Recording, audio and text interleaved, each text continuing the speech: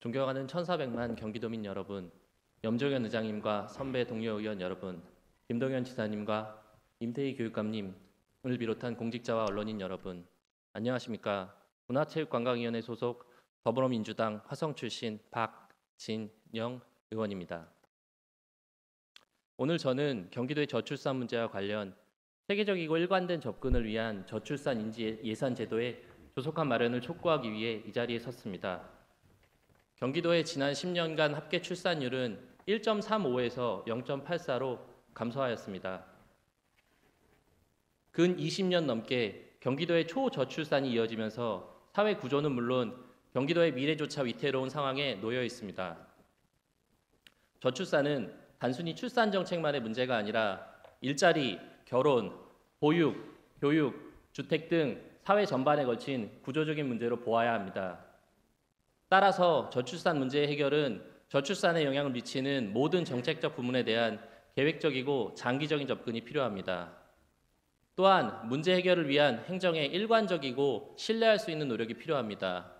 이것이 저출산과 관련된 모든 정책적 사항과 영향을 한눈에 파악하고 모니터링할 수 있는 저출산 인지 예산 제도가 필요한 이유입니다.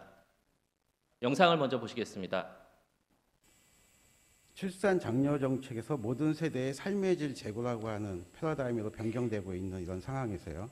경기도의 출산율을 높이기 위한 어떤 정책들에 대한 좀 말씀을 좀 드리고 싶습니다. 저는 성인지 예산처럼 출산율을 높이기 위한 저출산 고령화 문제를 해결하기 위한 이런 성별 영향 평가라든가 이런 것들이 경기도의 모든 사업과 예산에 반영이 됐으면 좋겠다는 의견을 좀 드리고 싶습니다. 경기도의 각 부서의 사업과 예산을 반영할 때 저출산 문제, 고령화 문제를 해결하기 위한 이런 정책들이 얼마나 반영이 되고 있느냐 이런 부분을 좀 제안드리고 싶고요. 지난 2019년 5월 15일 본회의에서 존경하는 장대석 의원님은 도정 질문을 통하여 저출산 인지 예산 제도에 대한 의견을 주셨습니다.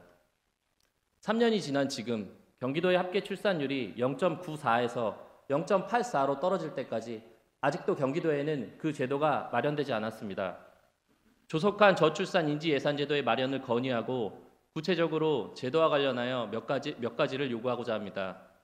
첫째, 경기도의 저출산과 관련된 그룹을 대상으로 한 광범위한 설문조사를 요청합니다. 설문조사를 통해 저출산과 관련된 주민들의 인식과 정책 방향의 차이를 파악하고 향후 이를 제도에 반영하여 주십시오.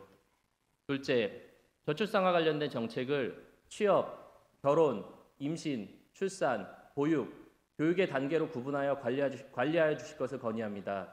출산과 관련된 일련의 삶의 과정을 구분하여 체계적인 정책 관리를 위함입니다.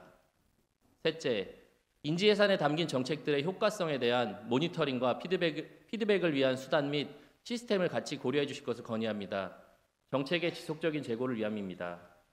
넷째, 저출산과 관련된 정책에 있어 각 정책이 저출산과 관련하여 미치는 영향도를 가중치로 표현하여 주시기 바랍니다. 이는 각 정책이 저출산에 얼마만큼의 긍정적 또는 부정적인 영향을 미치는지 인지하고 정책적 변화의 필요성을 파악하기 위함입니다. 저출산이 한 번의 제도와 정책에 의해 해결될 수 있다고 보지는 않습니다. 그렇다고 해서 저출산과 관련된 문제에 손을 놓고 있을 수는 없습니다. 오히려 정책의 중심에 저출산을 놓고 모든 정책 노력을 다해야 한다고 생각합니다. 경기도는 대한민국의 축소판입니다.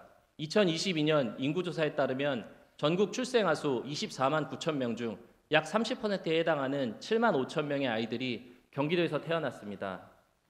경기도의 저출산 정책이 성공한다면 대한민국의 출산율이 바뀔 수 있습니다. 경기도 저출산 정책의 일관성과 신뢰성 제고를 위해 저출산 인지 예산 제도의 제도를 조속히 마련해 주실 것을 간곡히 건의드립니다. 이상 5분 자유 발언을 마치겠습니다. 끝까지 경청해 주셔서 감사합니다.